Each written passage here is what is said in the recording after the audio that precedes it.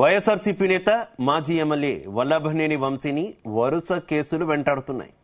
ఇప్పటికే వివిధ కేసులు అరెస్ట్ అయి జైల్లో ఉన్న వంశీపై మరో కేసు నమోదైంది. గన్నవరం నియోజకవర్గంలో అక్రమ మైనింగ్ కు పాల్పడ్డారంటూ వంశీపై కేసు నమోదు చేశారు.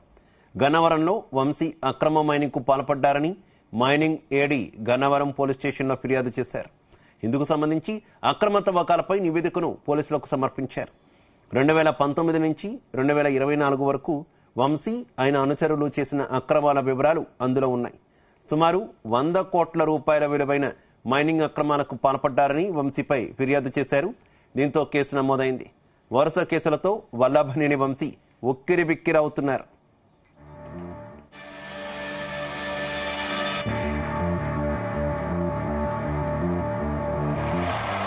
చాలా డిటీరియరేట్ అయిపోయింది. వెయిట్ లాస్ ఉంది బాగా. అండ్ ఆల్సో యూరిన్ శాంపిల్స్ లో కీటోన్ బాడీస్ పాజిటివ్ వచ్చాయి మాకు. సో మేము దాని గురించి చాలా వరీ అవుతున్నాం. అవన్నీ లీగల్ టీమ్ అడగండి ఏదైనా ఉంటే. ఆ పీటీ వారెంట్లు అవన్నీ మేము ఛాలెంజ్ చేసామండి. ఇప్పుడు ఇదైతే 100% తప్పుడు కేసే, గతంలో తీసేసిన కేసే.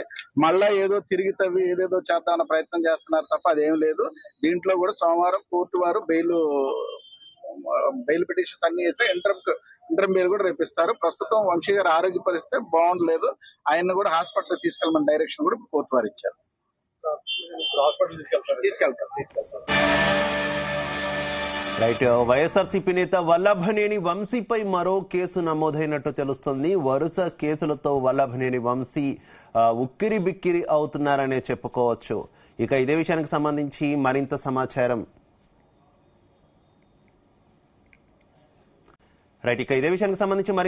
మా కరెస్పాండెంట్ యశ్వంత్ అందిస్తారు. యశ్వంత్.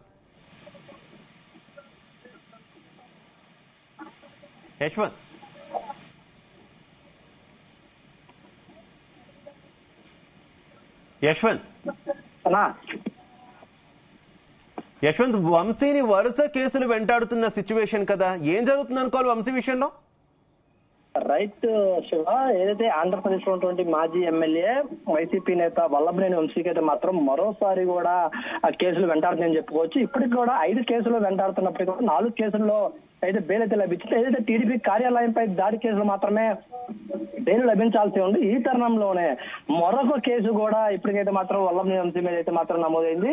మనం చూసినట్లయితే మాత్రం ఇప్పటికే మైనింగ్ కేసు ఏదైతే గన్నవరంలో ఉంది, మైనింగ్ అవినీతికి పాల్పడి అక్రమంగా మైనింగ్ తోలారని చెప్పేసి 2019 నుంచి 24 వరకు కూడా ఆయన అనుచరులు అక్రమంగా మైనింగ్ తోలకాలు చేశారు. దాంతో కూడా 100 కోట్ల రూపాయలు విలువైన మైనింగ్లు అక్రమంగా పోలేయని చెప్పేసి మాత్రం మరొకటి కూడా నిన్న ఏదైతే గత వారం రోజుల నుంచి కూడా గన్నవరం పోలీస్ స్టేషన్ లో అయితే మాత్రం కేసు నమోదైంది. దీనిపై కూడా ఇప్పటికే అక్కడ గన్నవరం పోలీస్ స్టేషన్ లో కేసు నమోదు చేసి విచారణ చేపట్టారు. దీంతో కూడా ఇప్పటికీ 5 కేసులు నమోదైనప్పటికీ కూడా మరొకటి కేసు 6వ కేసు కూడా నమోదవడంతో కూడా వరుసగా వల్లభనేని వంశీపై మాత్రం కేసులు నమోదని చెప్పుకోవచ్చు. ఇప్పటికీ కూడా నేను చూసే మాత్రం వంశీకి ఇప్పటికే అనారోగ్యంతో కూడా కొంత అస్వస్థ పాలవడంతో కూడా ఆసుపత్రికి చేర్పించి కూడా చికిత్స పొందించిన పరిస్థితి ఉంది. దీంతో కూడా మరొక కేసు వెంటడంతో కూడా మరికొంత నిర్వాసితికి అయితే మాత్రం చేరాడని చెప్పేసి అయితే మాత్రం కూడా వంశీ అనుచరులు అయితే చెప్తున్నారు. కానీ వైసీపీ నేతలు అయితే మాత్రం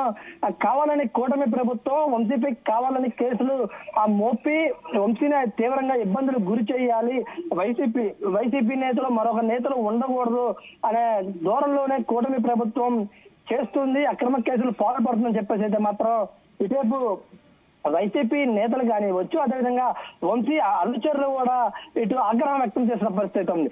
కానీ కూటమి ప్రభుత్వం చెప్తున్నట్లయితే మాత్రం ఇది కేసులు కూడా ఎక్కడా కూడా అక్రమాలు ఏమీ లేవు, ఏదైతే వంశీ చేసిన అరాచకాలు అదేవిధంగా అవినీతి మైనింగ్ కు పాల్పడ్డ కేసులే వెలుగులోకి వస్తున్నాయని చెప్పేసి అయితే మాత్రం ఇటు పోలీసులు కూడా చెప్తున్న పరిస్థితి ఉంది. ఓవరాల్ గా చూసినట్లయితే మాత్రం ఏదైతే వంశీపై 6 కేసులు నమోదైన పరిస్థితి ఏవైతే ఉన్నాయో ఇప్పటికైతే మాత్రం 4 కేసుల్లో బెయిల్ వచ్చేది. 5వ కేసు టీడీపీ కార్యాలయంపై మాత్రం బెయిల్ రాని పరిస్థితి ఉంది. ఈ కేసుపై కూడా బెయిల్ వస్తుందా రాదా అనేది నిర్వాహ స్థితిలో అయితే ఉన్నారు. దీనిపై కూడా వంశీ అనుచరులు అయితే మాత్రం తీవ్ర ఆగ్రహంతో కూడా ఉన్నారని చెప్పుకోవచ్చు. Right, okay, thank you.